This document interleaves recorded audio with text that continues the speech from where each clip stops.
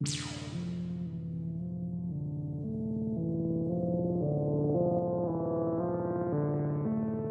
el estudio de hoy estaremos revisando todo lo que tiene que ver con el pensamiento humano. Y esto, por supuesto, en directa relación con la enseñanza que nos dejó nuestro Señor Jesucristo, por supuesto. Pero vamos a ver muchas cosas interesantes en lo que dice relación tanto a la palabra de Dios como a cosas que suelen ocurrir en el mundo con respecto a las ideas o las llamadas escuelas de pensamiento.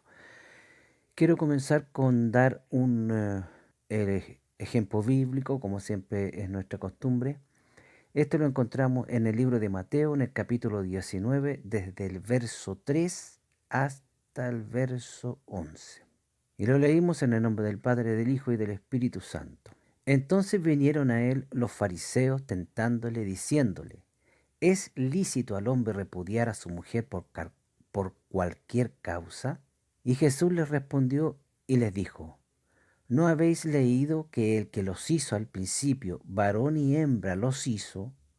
Y dijo: por esto el hombre dejará su padre y a su madre y se unirá a su mujer y los dos serán una sola carne. Así que no son ya más dos, sino una sola carne. Por tanto, lo que Dios juntó, no lo separe el hombre. Entonces aquellos hombres le preguntaron y le dijeron: ¿por qué pues mandó entonces Moisés dar carta de divorcio y repudiarla? Y Jesús les respondió: por la dureza de vuestro corazón, Moisés os permitió repudiar a vuestras mujeres dándole carta de divorcio, mas al principio no fue así. Y yo os digo que cualquiera que repudia a su mujer, excepto o salvo por causa de fornicación, y se casa con otra, adultera, y el que se casa con la repudiada, adultera. Y le dijeron sus discípulos: si es así la condición del hombre, con su mujer no conviene casarse entonces. Y Jesús le dice ahí después: no de todos es capaz de recibir esto, sino para aquellos a quienes les es dado. Vemos acá que un grupo de judíos se acercó a Jesús con esta consulta, esta pregunta que le hicieron a Jesús tiene una razón de ser. Resulta que en aquel tiempo, en Israel, eh, todo en Israel giraba en torno, por supuesto, a la escritura, a la Torá, al Antiguo Testamento, como nosotros lo conocemos. Toda la vida de los judíos era prácticamente, giraba alrededor del Antiguo Testamento. Y justamente esta gente le preguntaba a Jesús como maestro, reconociendo que él era maestro, su posición en lo que respecta al divorcio, si era lícito divorciarse por cualquier motivo o si era lícito divorciarse simplemente.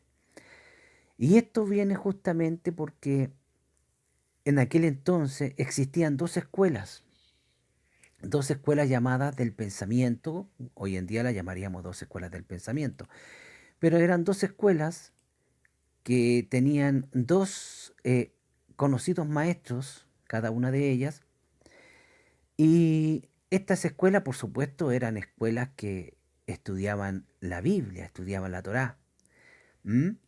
Eran escuelas que se preocupaban de eso y estudiaban la Torá, la enseñaban y, eh, y por supuesto estudiaban la forma de aplicar la palabra de Dios a la vida del pueblo. Entonces, estas dos escuelas eran escuelas rabínicas, lo que hoy día nosotros llamaríamos un instituto bíblico. ¿Ah? Desde tiempos antiguos, todos seguidor de la Torá o de la enseñanza del Señor, eh, tenían instrucción del Señor y estas se han enfrentado en distintas filosofías o puntos de vista llenos de controversia, debate y aplicaciones de la palabra de Dios y al estilo de vida que debían llevar cada uno de estos estudiantes de la Torá. Entonces, estas escuelas tenían como objetivo enseñar la Biblia, ¿cierto? Ahora, cada una de estas escuelas, por supuesto, tenía su profesor, tenía su académico, ¿cómo le podríamos llamar nosotros? Sus eruditos, ¿ah? Eruditos bíblicos. Y desde tiempos antiguos, como dijimos, todo seguidor de la Torá tenía que acercarse de una u otra forma a la enseñanza de la Biblia con respecto a estas personas. Y estas dos escuelas de las que estamos hablando eran llamadas las escuelas de Hillel y de Shammai. Eran las máximas autoridades rabínicas en los tiempos de Jesucristo. La escuela de Hillel era un fariseo conocedor de la Torá y los profetas, quien enseñaba en la sinagoga del primer siglo. Hillel creía que había que vivir justamente con obediencia y humildad y tratar al prójimo con piedad y compasión, no importando qué tipo de gobierno estuviera presente. Dice la historia que en un momento dado un cojo se le acercó a Shammai y le pidió que le enseñase la Torá. Y éste lo despreció, pues no parecía ser digno, según él, para aprender la Torá. Sin embargo, ese mismo cojo fue a donde estaba Hillel y le pidió lo mismo, y Hillel le aceptó y le dijo lo siguiente: como quieras que hagan las personas contigo, así haz tú con ellos. Luego le despidió y le dijo: ahora vete a estudiar la Torá. El rabí Shammai, al igual que Hillel, era fariseo, era conocedor de la Torá y las profecías, quien también enseñaba en las sinagogas del primer siglo. Su aplicación a la Torá era estrictamente literal. Si Dios lo dijo, no hay que preguntar, sino hacerlo. La filosofía de Shammai se resumía en 4 puntos específicos, que eran admitido, que es decir, digno de estudiar la Torá. La otra era la perspectiva acerca de la mentira, las llamadas mentiras blancas, si eran o no. Lo otro era el divorcio y lo último era el Hanukkah. Ahora, la escuela de Hillel o la casa escuela de Hillel, audiencia pobre en finanzas, era una escuela humilde. Sin embargo, la escuela o casa de Shammai, la audiencia era con poder económico, ¿ah? Tenían sus ciertas diferencias entre la una y la otra. Y vemos que no solamente en eso tenían sus diferencias, sino que también en la forma de enseñar la Torá, y vemos que uno tenía como que la gente tenía que ser digna para estudiar la Torá, según uno, y el otro no. Dice la historia que Jesús interactuaba más con Hillel, por eso muchas de sus enseñanzas se asemejaban muchas a las de Hillel. Sin embargo, en otros temas sus enseñanzas eran radicalmente opuestas, como las de Shammai. Jesús no podía ser identificado directamente con ninguno de los dos, pues su modelo de ilustración y enseñanza de la Torá lo llevó a un punto en que ningún otro maestro jamás ha llegado. Durante los tiempos de Jesús, Hillel era una de las escuelas con mayor influencia en Jerusalén, pero a finales del primer siglo, la escuela de Shammai logró acomodarse como la más poderosa e influyente, arropando parte del gobierno incluso de aquella época. Bueno, vemos entonces cómo el Señor Jesucristo, por supuesto que Él no se iba a adoptar enseñanza de ningún maestro de la época si Jesús es Dios, po, hombre, ¿ah? Eso lo tenemos claro. Jesús jamás se habría metido, ni siquiera le habría subido al pensamiento intentar arroparse, como dicen, incluso hay algunos hipócritas por ahí que dicen que Jesús eh, se, se puso bajo la cobertura de un maestro de la época en la que vivió. Eso es mentira, porque Jesús es Dios. Jesús no tiene que ponerse bajo la cobertura de ningún hombre. Es el hombre el que tiene que ponerse bajo la cobertura de Jesucristo. Bueno, vemos entonces que en ese tiempo ya existía entonces este asunto de las escuelas de pensamiento, es decir, personas que llegaban a tener un conocimiento alto en la Torá y por supuesto se disponían a enseñarla y los más conocidos eran estos dos que hemos nombrado. Ahora con el tiempo esto siguió fluyendo, una vez que esta gente fue muriendo, y siguieron las escuelas de pensamiento. Es así como encontramos, por ejemplo, a los creyentes del Evangelio, que, a los que se le llama preterismo, que el preterismo en la lengua hebrea es el pretérito o pretérito perfecto pasado. Es un sistema que sostiene que todo o casi todo lo de la profecía se ha completado y cumplido, y hay dos subdivisiones: el preterismo completa, y que dice que todas las profecías se cumplen, y el preterismo parcial, que dice que la mayoría de las profecías se han cumplido, con la excepción del regreso de Jesucristo, el juicio final y aún en el futuro el regreso de Cristo, según en el año 70 se dice que el juicio, pero no el cuerpo. ¿Ah? Esa es una de las explicaciones que hoy incluso tenemos de respecto de estas distintas escuelas de pensamiento que se han ido forjando a través del tiempo y que hoy nosotros tenemos a la vista y podemos compartir incluso enseñanza de estas distintas escuelas. Por ejemplo, también tenemos la de el historicismo. ¿Ah? El historicismo es otra escuela de pensamiento en relación con la escatología, que se conoce como el historicismo, ¿cierto? Esta versión sostiene que los acontecimientos proféticos se han producido a lo largo de la historia desde el siglo primero. Hay un número de versiones diferentes de este punto de vista o escuela de pensamiento. Casi todos ellos sostienen que la Iglesia católica romana en general y o el Papa en particular son la bestia y el anticristo, mencionando en la profecía de la Escritura. Bueno, vemos ahí la diferencia que hay entre una cosa y la otra, ¿cierto? Se atreven a decir cosas que la Biblia realmente no dice. La Biblia no dice realmente que el Papa sea el anticristo, y menos el falso profeta, ¿cierto? Porque el falso profeta puede ser también un sacerdote. El asunto, el asunto es que el falso profeta va a ser, sin lugar a dudas, un religioso. No dice exactamente que va a ser el Papa.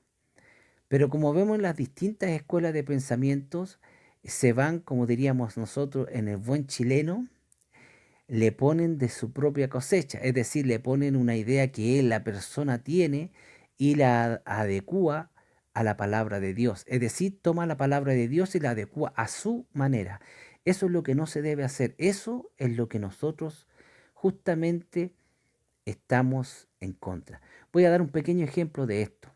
Una vez pude escuchar por una emisora, una radio, un programa cristiano. Y el pastor de ese programa justamente estaba hablando de este asunto del divorcio. Y este pastor decía de forma muy efusiva y casi con ira, diciendo que él estaba harto de escuchar que los hermanos preguntaban si el cristiano se podía divorciar o no. Y él decía que el divorcio en la Biblia no existe, a Dios no le gusta el divorcio, punto. Y ese mismo pastor, años después, su señora lo dejó, se fue con otro hombre, lo engañó y se fue con otro hombre, y él quedó solo. Y como él quedó solo, por supuesto, después necesitó la compañía de una dama, ¿cierto? Lo cual era lógico, y se volvió a casar. Entonces ese pastor que antes decía que en la Biblia el divorcio no existía, o sea, negando la propia Biblia, ahora él predica que sí, que en la Biblia el divorcio existe. Pero ese cambio que él tuvo fue porque le pasó eso y se quedó solo y se casó de nuevo. Pero si no se hubiese, si su esposa primera no lo hubiese dejado, él no habría cambiado de opinión y habría seguido predicando sobre este tema del divorcio, la idea que él tenía y no lo que decía la Biblia. Eso es lo que yo quiero impregnar, impregnar al que escuche esto, la enseñanza esta. No podemos nosotros poner a la Biblia, ponerle algo que nosotros pensamos. Si yo pienso de una manera o pienso de la otra, esa es cosa mía. Pero yo no tengo por qué enseñar una idea mía como si fuera de la Biblia. Yo lo que tengo que predicar, lo que tengo que enseñar, lo que tengo que advertirle a la gente es lo que dice la Biblia, no lo que digo yo. No sé si usted me entiende. Entonces, mira, con respecto a esto de las escuelas de pensamiento, hoy en día las escuelas de pensamiento se han trasladado directamente a las universidades. Y mira, te voy a dar una información de una universidad. Esta universidad se llama La Salle. Y fíjate, voy a leer algo de un escrito que esta universidad tiene con respecto a esto de las escuelas de pensamiento.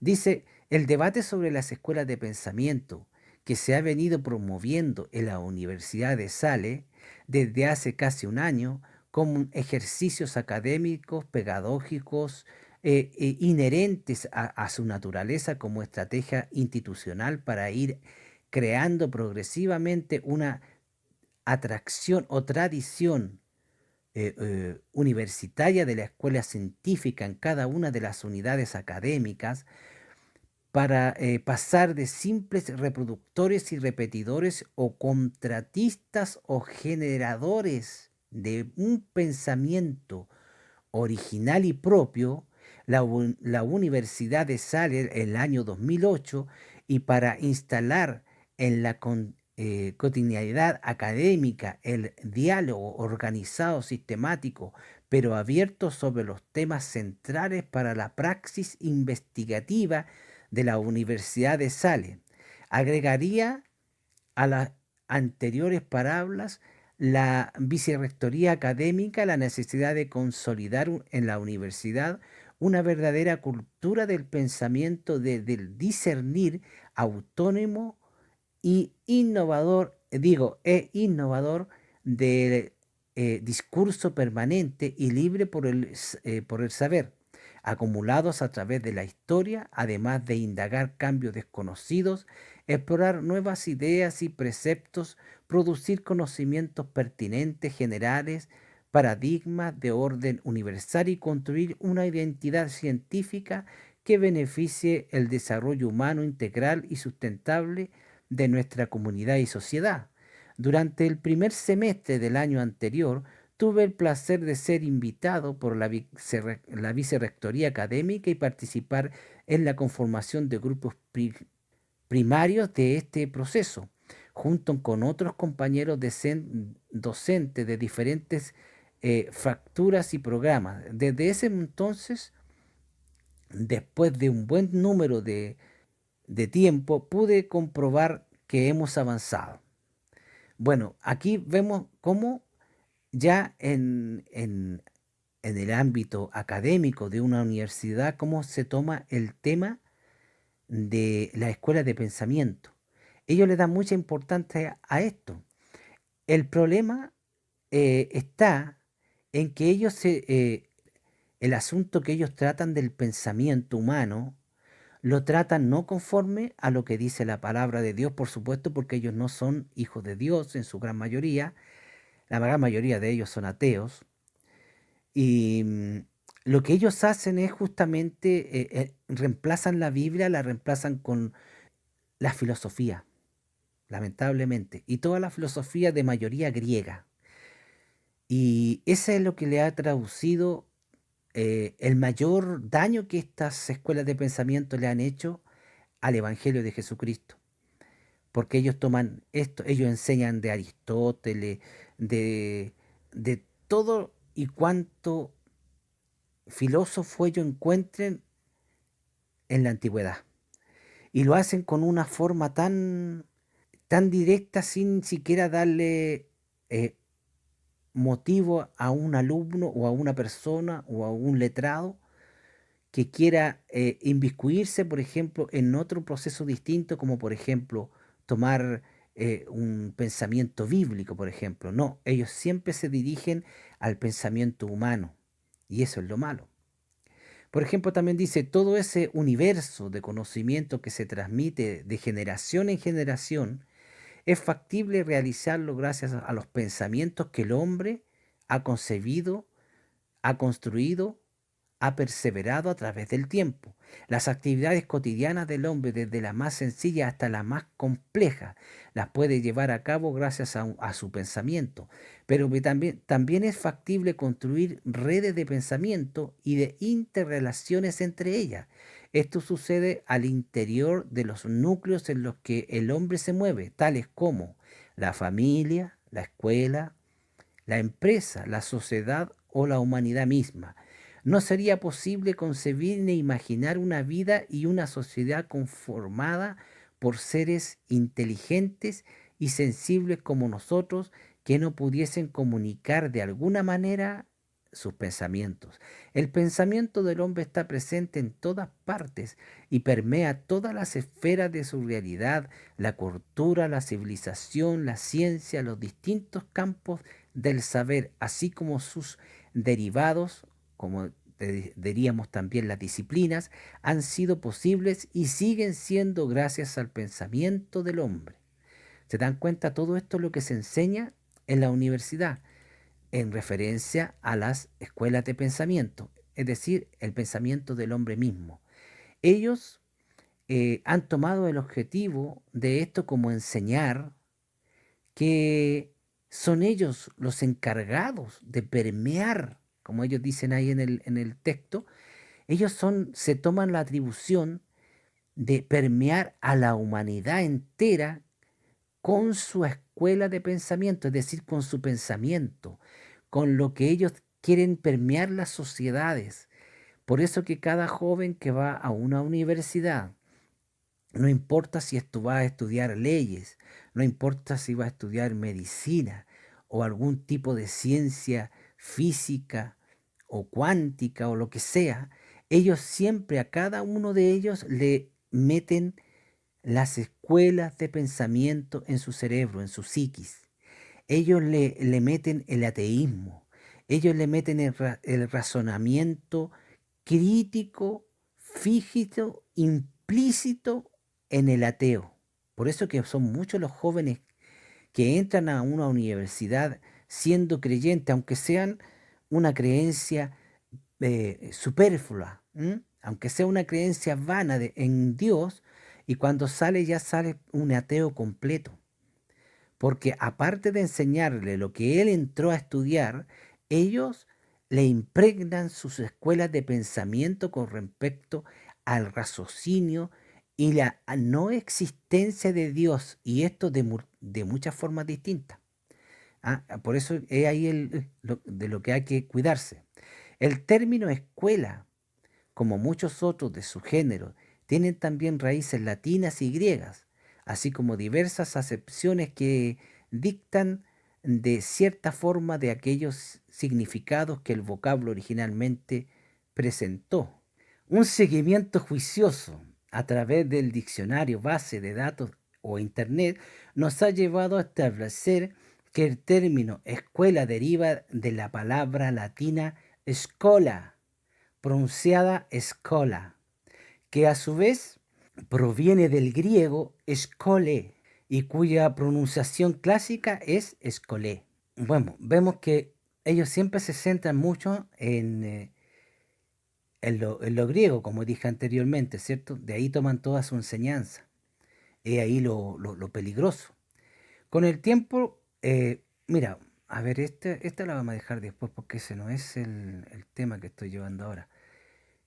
Tengo tanto material acá que de repente se me traspapela, como se dice. Por otra parte, podría pensarse que las escuelas de pensamiento surgieron, que es lo más probable como resultado de las conversaciones, divagaciones, disquisiciones de mentes inquietas tanto de la antigüedad como de la modernidad. Se originan por circunstancias cotidianas como los fenómenos climáticos, los eventos astronómicos o más simples aún como la vida de los animales, el comportamiento de las personas o las actividades agrícolas. Aunque podría pensarse que también que fuera un producto de la tradición, de la experiencia y del liderazgo de uno o varios individuos motivados por sus dudas e interrogantes acerca de sí mismo y del mundo en el que les rodea, ¿cierto? Pero las escuelas de pensamiento tienen su existencia y van a existir siempre mientras el hombre exista, porque es el hombre el que piensa. Históricamente las escuelas han sido las gestoras de las grandes transformaciones de la sociedad, ¿te das cuenta? De la cultura y del pensamiento de la humanidad, pero no entendidas en su significado restringido de recinto para la instrucción o educación del individuo, sino de su sentido más amplio y universal de corriente de pensamiento y fuentes de conocimiento. Fíjate que aquí se hace muy recurrente esta cifra o esta forma de pensar que ellos tienen que la escuela de pensamiento que ellos tienen tiene que hacerse de forma universal, de forma corriente, frente a todo conocimiento. ¿Te das cuenta? O sea, estas personas que trabajan en las aulas de nuestras universidades se creen de tan alto intelecto que ellos quieren permear, o sea, ellos enseñan a sus alumnos de que ellos son dignos de permear el mundo con su pensamiento, o sea, el pensamiento que le van a enseñar ahí, a ellos. Las escuelas de pensamiento ejercen influencia en el mundo y su devenir, sus miembros contribuyen de manera significativa en la construcción de una nueva visión a la naturaleza humana y una nueva manera de cambiar el mundo. ¿Ah? Son ideólogos que trabajan derroteros, señalan horizontes y establecen pautas de acción originales e innovadoras.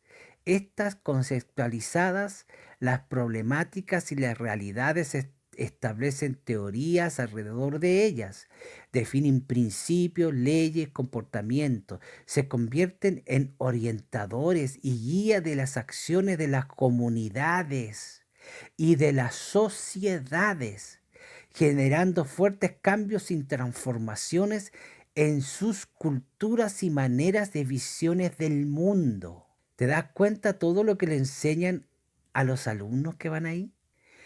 Por eso que tú cuando conversas con alguna persona que tiene algún estudio universitario, esta persona siempre se va a creer mucho más de lo que él es. Él se va a creer que se las sabe todas. Si tú no tienes estudio universitario, tú eres un ignorante. Tú no puedes opinar porque tu opinión no vale. No tiene ninguna validez delante de todo su apto y gran conocimiento. Es ahí a lo que voy. Las escuelas de pensamiento se forman hombres pensantes, antes que eruditos, que corren el riesgo de atropellar a sus semejantes. Mira, fíjate bien lo que acabo de decir. La propiedad es formar seres humanos sensibles, que sean solidarios y con un alto nivel de responsabilidad social. Hago referencia a estos, al pensamiento del corte social, que es el pensamiento que los seres humanos in- interactuemos de forma inteligente con una dinámica que exige la comprensión, la expresión de los demás altos valores y principios éticos y morales. El desarrollo del proceso de pensamiento social debe ser un compromiso y una necesidad en la mayoría de las escuelas de pensamiento y además deben estar presentes, no solo en los discursos de las praxis cotidianas, sino en las actuaciones de todo y cada uno de sus miembros. Estas escuelas de pensamiento son las que permean a la gente, la contagian con esta forma de pensar, que ellos tienen la obligación de enseñarle al mundo. ¿Ah? El mundo está loco, que la gente no sabe dónde ir y la gente tiene que hacernos caso a nosotros porque nosotros somos los que venimos de la universidad y nosotros somos los que alumbramos el camino. Cuidado con eso. Le voy a dar un ejemplo. ¿Ah? Esto también está en estos archivos académicos de esta universidad. Aquí están hablando sobre el diezmo, imagínate. Con el tiempo, dice, los diezmos y las limosnas en la Iglesia Católica pasaron de ser acciones caritativas y de contribución para alcanzar indulgencias y la expiación de los pecados, constituirse en inversiones rentables para los contribuyentes y aportantes de las mismas. Según Martínez Boom, en el año 1999, expresan el respeto a aquellas caudales donados para adelantar la construcción de hospicios, casas de misericordia, escuela, etcétera, no son ya únicamente para asegurar un lugar en el reino divino. Más bien pretenden ahora asegurar la estabilidad y permanencia del lugar, ocupando aquí en el mundo terrenal. La limosna, como un acto de caridad, se transforma en una inversión. ¿Te das cuenta tú? ¿Qué tiene que meterse una universidad en la religión? ¿Pero por qué pasa esto? Porque, bueno, la religión católica, lamentablemente, en lugar de tomar el núcleo que debería tomar, que es la Biblia, ellos tomaron las universidades. Ellos se metieron en las distintas, en las ciencias que las universidades enseñan. Por eso que ellos a los sacerdotes no le enseñan la Biblia. A los sacerdotes le enseñan de filosofía, de psicología y de un montón de cosas más, menos de la Biblia. Es ahí el asunto.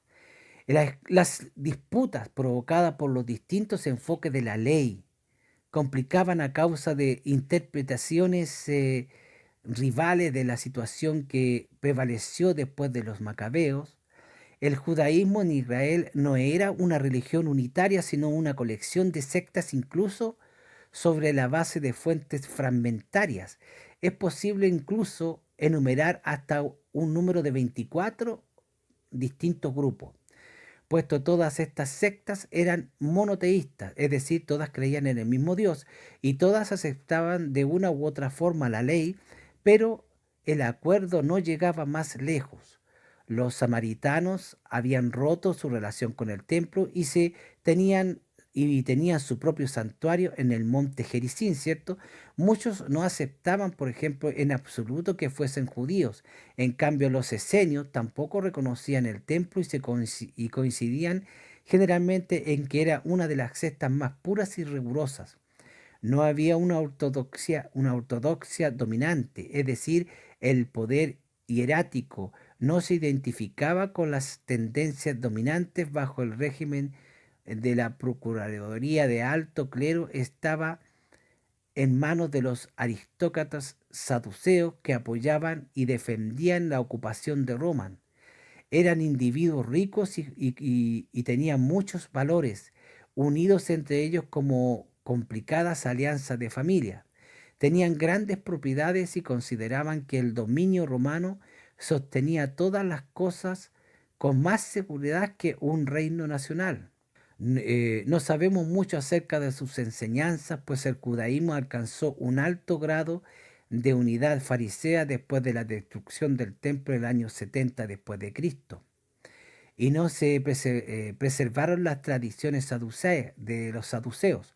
Parece que no creían en la misión de Jesús. Correspondió a un periodo de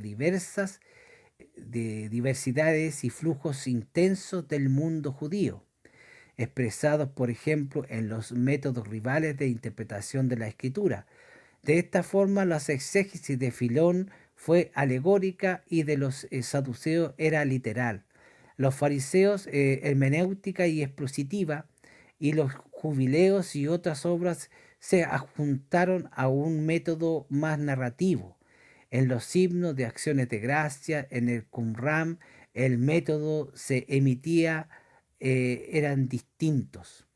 Bueno, podemos ver entonces que con todo este asunto, yo sé lo que usted debe estar pensando. Tenemos un país llamado Israel, único país en el mundo que creía y seguía al Dios único y verdadero, ¿cierto? Dios único y verdadero que le había dado a su pueblo una Biblia, es decir, su palabra.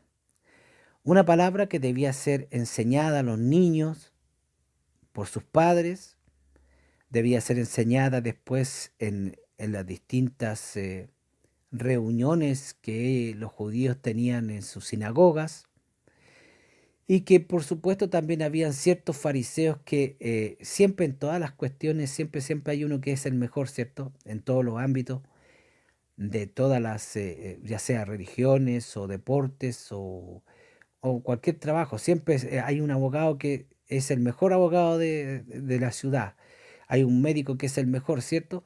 Entonces también aquí en las enseñanzas de la Biblia, en la Torá, en el tiempo de Jesús, siempre había alguien que era mejor. Y ya vimos ya estas dos escuelas que habían, que estaban, eh, habían sido construidas sobre la base de dos maestros distintos, que tenían la misma, si eso es lo que llama la atención, tenían la misma Biblia, los dos, pero los dos te enseñaban distinto. ¿Te das cuenta la diferencia?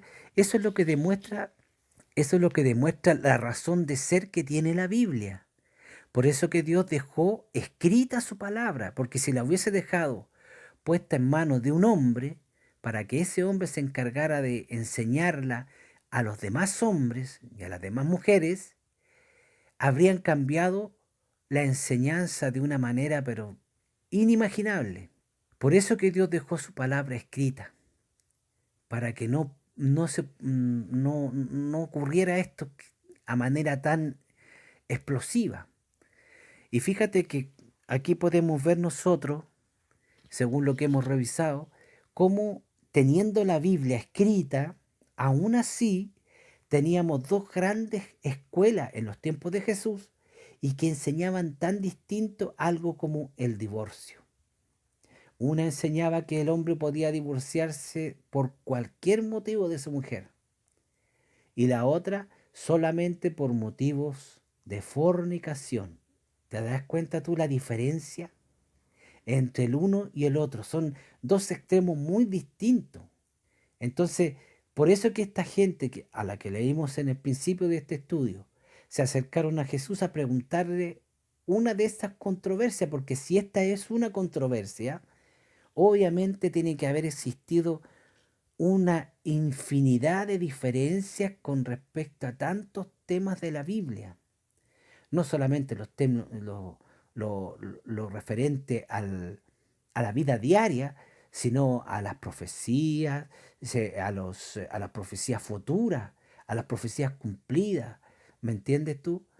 ¿Cuántas diferencias había entre ellos? Que incluso pudimos ver que se contaban que habían incluso hasta 24 sectas distintas, todas ellas tenían como núcleo central la Biblia, pero eran 24 escuelas distintas, o sea, 24 maestros distintos que enseñaban de forma distinta del una de la otra y tenían la misma Biblia. Entonces no, ¿cómo puedo yo expresar? Mira, tú en tu país, en el que estés, en tu país hay una ley que es la ley que tiene que ver o que toma que sirve de cobertura con todo lo que tiene que ver para la conducción de un vehículo, ¿cierto? Y tú para sacar una licencia de conducir tienes que aprenderte esas leyes. Haces un escrito o pasas un examen escrito, después uno práctico, ¿cierto? Y el examen es uno solo. El libro que te pasan a ti para leer, para prepararte para hacer para aprender esa ley, es uno solo, ¿cierto? Todos te dicen que cuando enfrentas un signo pare, tú tienes que parar, detener el vehículo completamente, mirar que no venga nadie y después seguir. Todas te enseñan que el signo cede al paso, tú tienes que detenerte y mirar para los dos lados, pero no necesariamente detener tu vehículo completamente, sino mirar para los dos lados y si no viene nadie, seguir y a continuar con el vuelito, ¿ya? Que el vehículo siga moviéndose, ¿cierto? Y a cualquier municipalidad que tú vayas, de cualquier ciudad de tu país, te van a enseñar exactamente lo mismo. ¿Y por qué no puede ser así en la Biblia? ¿Ah? Tenemos la misma Biblia. Y la Biblia dice que ahí, imagínate, en los tiempos de Jesús, los fariseos sabían que habían ángeles, ¿cierto? Que habían espíritus, que habían demonios. Los saduceos negaban que existían ángeles, negaban que habían demonios. Incluso los saduceos negaban la resurrección y tenían la misma Biblia. ¿Te das cuenta?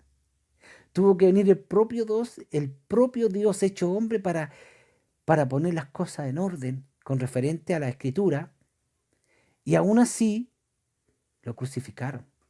No pudieron conocer al propio Dios al que ellos amaban tanto.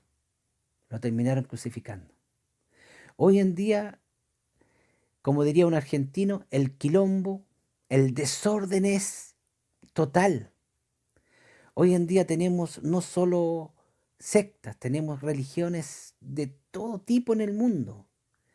Y dentro de los llamados cristianos, porque el mundo entero siempre le llama cristiano a la religión católica. La religión católica no es cristiana.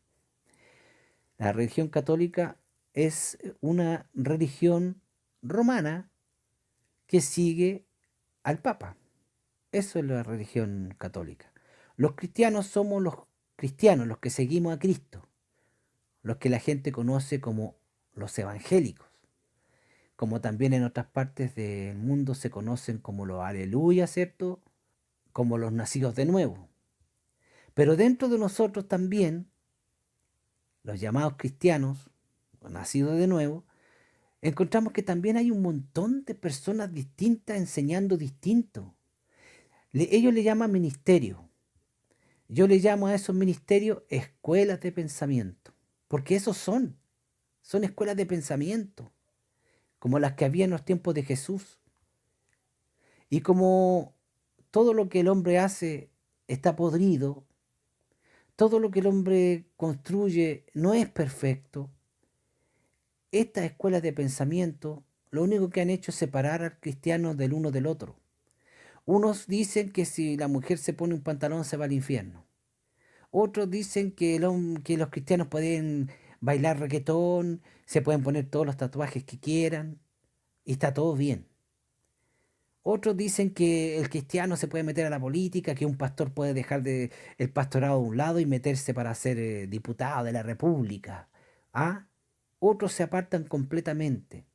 Otros que no adoran a Dios levantando sus manos. Otros que están más muertos que vivos. Pero todos coinciden en el diezmo. ¿Ah? Ahí tienen todas las cosas claras, el diezmo. ¿Por qué? Cuando el diezmo no es para la iglesia, entre paréntesis. Pero ese es otro tema. No nos metamos en eso por el momento. Las escuelas de pensamiento. De ese pastor que le acabo de hablar, que hablaba en contra del divorcio. No, si el divorcio no está en la Biblia. ¿Hasta cuándo me vienen a consultar a mí eso? El divorcio no está en la Biblia. No existe. Dios odia el divorcio. Amigo mío, la Biblia dice que Dios le dice a Israel, yo me divorcio de Israel. ¿Ah? Jesús mismo, que es Dios, está diciendo que se le dio al hombre el divorcio por la dureza de nuestro corazón. ¿A qué se refiere eso? Amigo mío, el ser humano es un ser muy complejo. Si un hombre llega a su casa y encuentra a su mujer en la cama con otro hombre, ese hombre puede actuar de una forma pero tan distinta una de otra. Hay algunos que ven a la mujer ahí con su amante en la cama, dicen permiso, pasan al closet, sacan su ropa y se retiran y se van. Hay otro que llega, ve eso, se hace como el que no llegó, se va y espera que pasen una hora y vuelve a la casa. Hay otros que ven esa misma escena, se van a su lugar secreto, sacan su pistola, van y matan a los dos. Hay otros que ven la misma escena, se van al mismo lugar donde tienen su arma, sacan y matan al tipo. Hay otros que van, sacan el arma y matan a la mujer y no al tipo. Hay otro que va, toma la pistola, no mata ni al tipo ni a la mujer, se mata a él. ¿Te das cuenta? En un solo evento, de una sola cosa. Pero las reacciones son diversas, son distintas, conforme a cada uno de los seres humanos. Pero eso no debe ser en la enseñanza bíblica. Si en la enseñanza bíblica, por ejemplo, hay cristianos, usted puede hacer puede hacer usted el ejercicio que yo hice. Hay cristianos que, por ejemplo, con la pena de muerte, dicen que yo no están a favor de la pena de muerte porque él es cristiano y que Dios dice no matarás. ¿M? Hay otros que dicen que sí, que están en la pena de muerte porque Dios a su pueblo le dio justamente la oportunidad de practicar la pena de muerte. No olvide usted que en el Antiguo Testamento se hablaba, por ejemplo, de un hijo cuando era rebelde, que el papá le llamaba la atención, la mamá le llamaba la atención, le llamaba la atención 1, 2, 3, 5, 10, 15 veces. Llegaba el momento en que ya no se podía más, el papá y la mamá tomaban a ese hijo desobediente y rebelde y lo llevaban a los ancianos de la ciudad.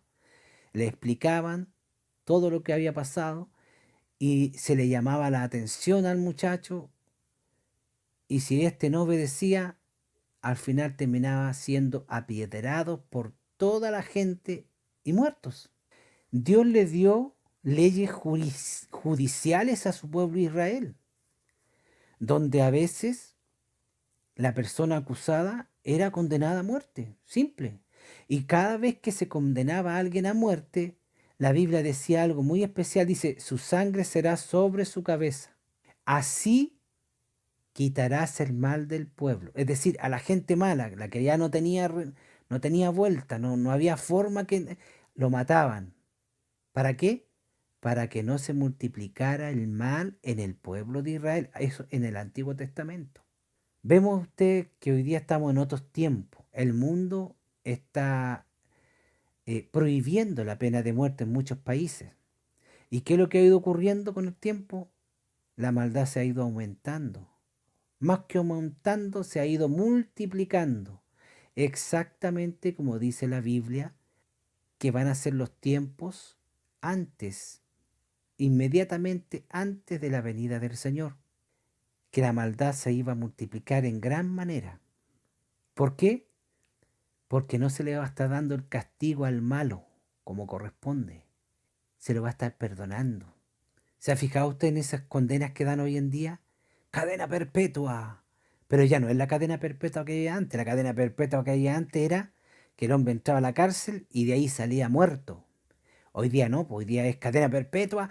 Eso quiere decir que a los 15 años de cumplido él puede pedir una rebaja de condena o salir al mundo ya. Eso ya no es perpetuo. ¿Te das cuenta cómo van destrozando el vocabulario? Si tú destrozas el vocabulario, destrozas una ley.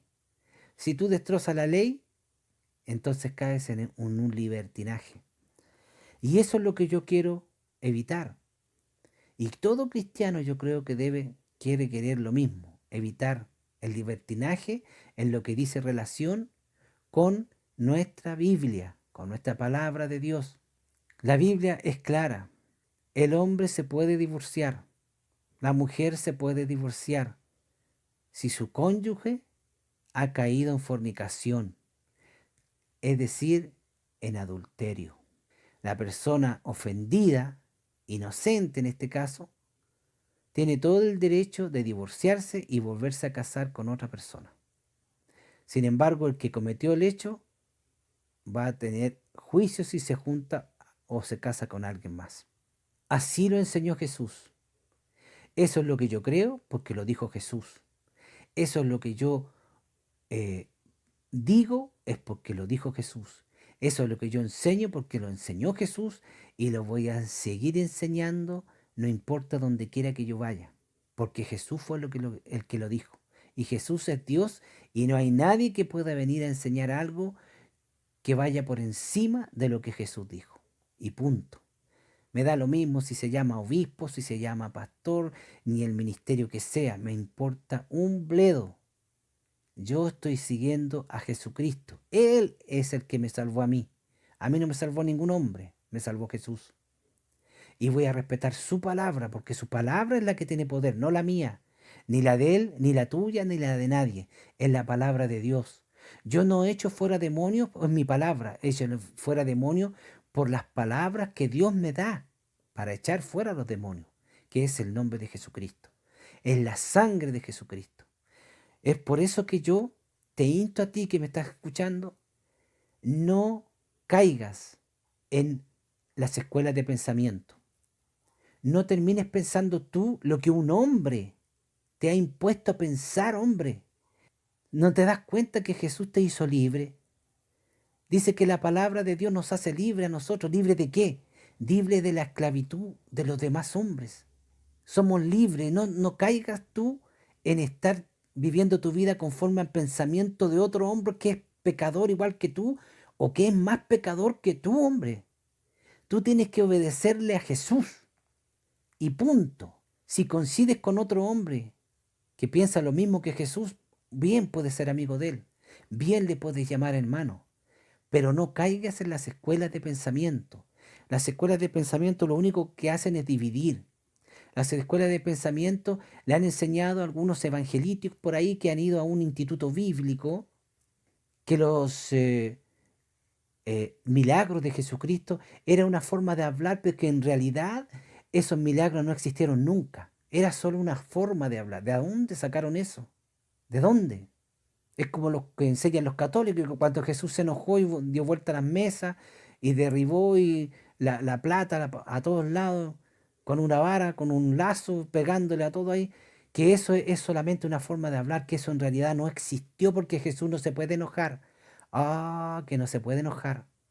Bueno, ¿y quién mandó el diluvio entonces? Fue Cristo el que mandó el diluvio, pues. ¿Quién destruyó a Sodoma, Gomorra, Alma y Semoín? Cuatro ciudades distintas, llenas de homosexuales. Fue Cristo, pues. Fue Cristo el que hizo llover fuego y azufre sobre esas ciudades. Y de hecho dejó una quinta, que fue a la que se metió Lot, que por culpa de Lot siguieron esos homosexuales.